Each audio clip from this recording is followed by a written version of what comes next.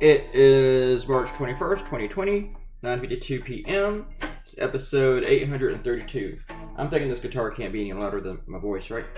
And I'm not really like banging on it. It's just my Epiphone Dot. You've heard it before without it being plugged in. Yeah, I think my new neighbor is officially moved in, so I'm not gonna like, since it's 9:52 p.m. I'm not gonna like try to like chase her out the first night. I'll wait till tomorrow night. I'll give her a night.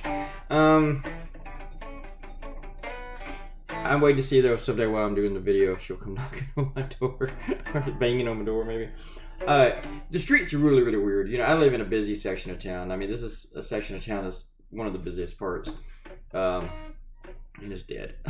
And I know it's like Saturday night, like close to 10 o'clock, but it's been dead like this for several hours. But here's the thing about being alone like this. If you're alone like this all the time, it makes you very sad because you're alone. Right now, hear me out. Right now, you are alone. You're alone with your people, but so's everybody. You're not alone by your choice. You know, you're not alone by your lifestyle.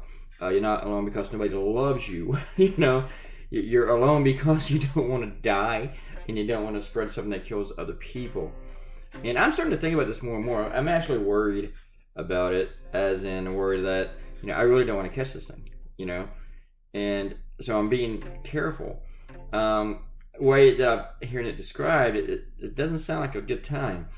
So I'm avoiding people. I'm doing the best I can, and I'm trying to do the 6 feet away as much as I can and stuff. And I went to the convenience store tonight to get some tea, and I was just thinking, this guy meets everybody in fucking town, you know, and the guy behind the counter. And so how can I catch it from being behind the counter, just talking to him for a minute? Maybe. I don't know. So, I don't know. I did this cartoon yesterday and I threw it at CNN, and my editor really, really liked it. But here's the first one that he mentioned when he called me. And, but he wanted to pick another one that he thought went with the newsletter better. But this was the first one that he mentioned. He didn't think it went with the newsletter as well, and it didn't. And I didn't know if I was going to do it. It's like, yeah, whatever, it's fun. But then I threw it at Amanda, just was talking to her. And so I still talk to her. And then later, like, she told me that I had to do it. It had to be my next cartoon. So I was like, okay. So there you go. And then my proofreaders, Hillary and Laura, they both read it. But Hillary told me that I had it originally as Mom. And I guess you might see that here. And she's told me that I needed to change it to Mother because it would be funnier. And you know what? I think she's right. Well, I know she's right because I was married once and I've been in relationships. So, and I do know the way that would sound. And I also know that if a guy says this to a woman, it might be his very last words. All right, let's do some shout outs. We got Robert Coutinho, Ariel, and TJ. Robert says what I said to TJ was uncalled for. We didn't mention TJ, but I'm assuming that's for Trent. And the majority of cases in NYC are male, 18-year-olds to 45-year-old. And Carol says she's not too sure how we can be how much paranoia is warranted. I don't think it's paranoia though. She goes into about obsessing about stuff in 300,000 confirmed cases worldwide, whatever the current number is. I'm not obsessively refreshing CNN anymore. Out of how many tests? But the thing is, this era we're not really testing that much. If we were testing everybody that had sniffles, the numbers would be so much greater. It's kind of like in West Virginia. Before they found any cases, they're like, look, we don't have any cases in West Virginia. Woohoo! You're not testing people. You know, West Virginia.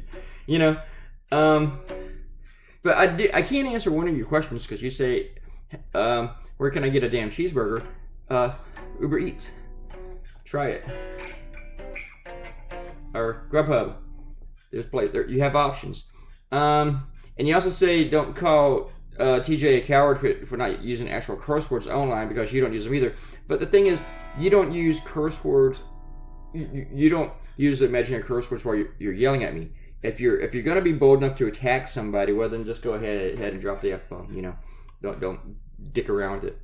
And then there's more comments. And TJ insults Robert, and then he says his last cartoon did not need to be 2 panels because he doesn't understand why, because the perspective was exactly the same. But You don't get it. You don't get it. That's fine. Everybody, click the red button, subscribe, and leave a comment, and I'll give you a shout out. Goodbye.